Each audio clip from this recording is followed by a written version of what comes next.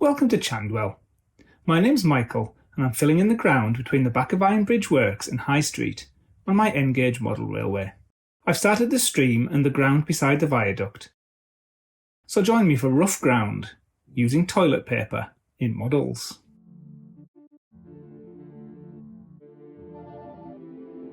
I showed progress on the rear wall of the works in the last video. I decided to get the rest of the Ironbridge Works walls in place first. For simple walls like this, I just cut a rectangle of card and then wrap a texture across the top. Some PVA glue and one side is slid into place. To get a nice crisp fold, I use the back of my scalpel and score along the fold line. Flip over and repeat. PVA glue is applied, and then the whole thing is tightly wrapped around the card. I had a little excess to trim away, but the effect is good enough. I only needed one side of the texture for the culvert wall. I added a bit of graffiti. We've not seen Boona since 4 years ago, before I even started to make videos. A bit of inner tube from a roll of dog poo bags made up the culvert end, and then this just drops into place on the baseboard. The walls are all held into place with PVA. To make the main wall a bit more visually interesting and less flat, I cut a copy of the drain cover here and dropped it on top of the existing one. The effect is incredibly subtle, but the 3D feel is definitely palpable. I needed to add lintels and sills to both sides of the roughly cut window openings. These rectangles of paper are tiny. Each edge of each one needed to be painted to take away the white paper edge. I use simple watercolours for this because they flow quickly, absorb into the paper easily, and don't smudge. A dab of PVA holds them in place. Any remaining white patches can be dotted with paint to cover them up.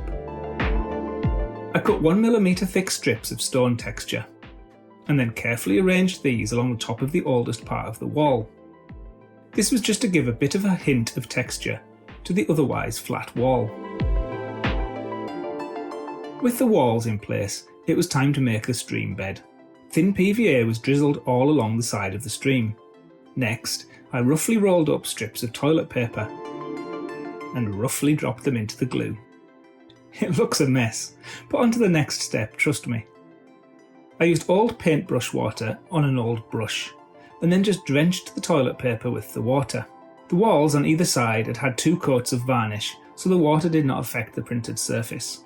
I applied the water liberally and pushed the toilet paper into shape as I went. With something approaching a stream bank, I drizzled another stream of PVA on top, and then wet the whole thing again. I did something similar for the surface of the stream, a coat of PVA, and then squares of toilet paper laid on top.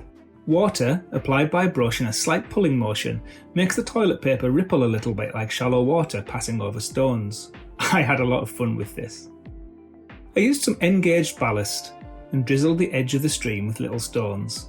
This will hopefully give stone-like texture along the water's edge.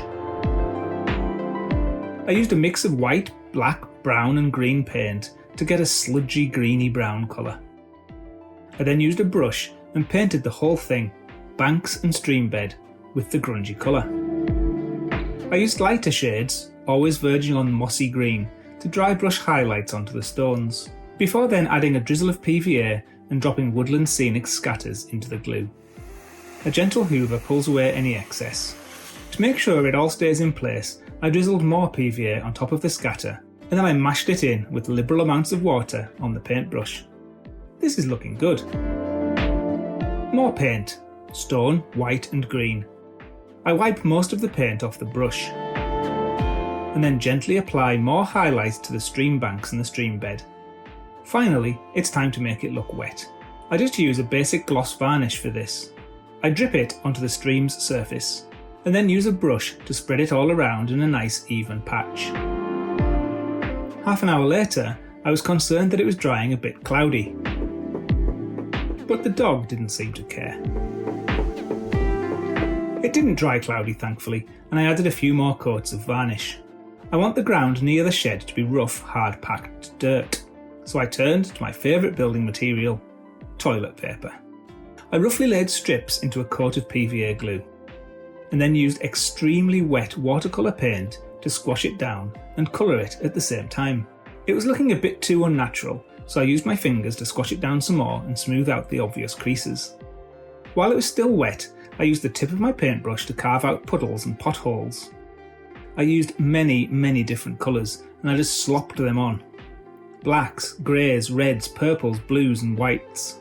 I carried on with it getting wetter and wetter until I got a colour that I felt matched the surface that I was trying to make. It was starting to look good, but it was extremely wet.